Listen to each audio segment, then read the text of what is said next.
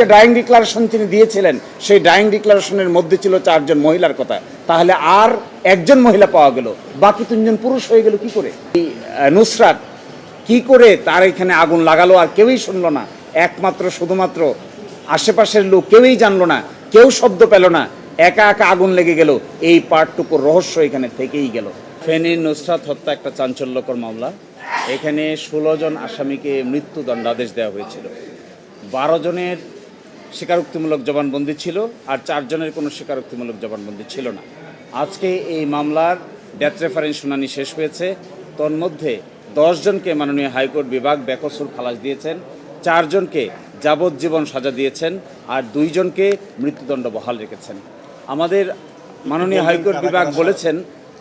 High court বিভাগ এটি বলেছেন যে বিচারিক আদালত এইভাবে নির্বিচারে ফাঁসি দিতে গিয়ে যেভাবে প্রতিটা পরিবারের উপর একটা ডিভাস্টেটিং এফেক্ট নেমে এসেছে, এই জন্য তার বিচারিক ক্ষমতা কেড়ে নেওয়ার জন্য নির্দেশ দিয়েছেন এবং তাকে আইন মন্ত্রণালয়ে সংযুক্ত করতে বলেছেন।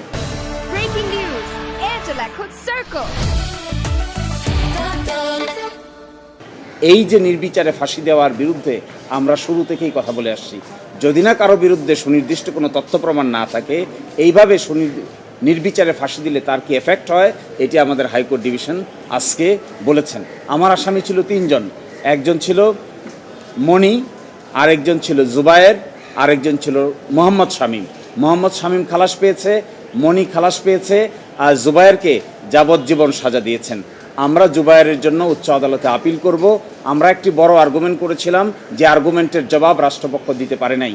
ওই প্রেমিসেসে একটা সিসিটিভি ক্যামেরা ছিল, এই সিসিটিভি ক্যামেরার ছবি আজও সেখানে আছে, 6 বছর আগেও সেখানে সিসিটিভি ক্যামেরা ছিল, কিন্তু প্রসিকিউশন পক্ষ কিংবা ইনভেস্টিগেটিং অফিসার ওই সিসিটিভি ক্যামেরাটাও সিজ করে নাই, সিসিটিভি ক্যামেরাটাকে আদালতের সামনে উপস্থাপনও করে নাই।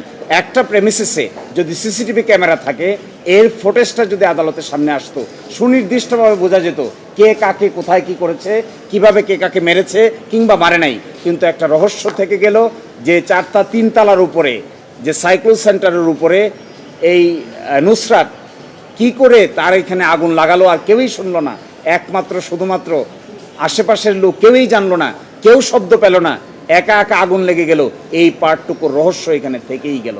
ফলে আমরা এর বিরুদ্ধে আপিল করব। আমরা এক্সপেক্ট করি মাননীয় আপিল বিভাগে গিয়ে এই রহস্যের উন্মোচন হবে।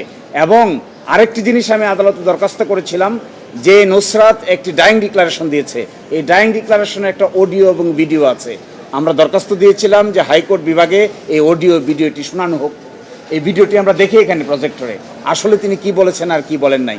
কারণ মৃত্যুকালীন জবানবন্দিতে তিনি বলেছেন 4 জন বোরকা পরা মেয়ের কথা বলেছেন, মহিলার কথা বলেছেন, কিন্তু আজকে দেখবেন সাজা হয়েছে জুবায়ের, সেও পুরুষ, সাজা হয়েছে জাবিদ, সেও পুরুষ, সাজা হয়েছে শাহাদা হোসেন শামীম, সেও পুরুষ, কিন্তু মৃত্যুকালীন জবানবন্দিতে বলেছিলেন যে 4 জন মেয়ে, কিন্তু 4 জন মেয়ের ভিতরে 1 জন মহিলার মাত্র সাজা হয়েছে পপি, বাকি 3 জন তো পুরুষ।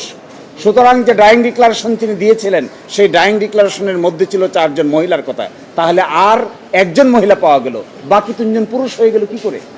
এই রহস্য আমরা আশা করি আপিল বিভাগে উন্মোচিত হবে।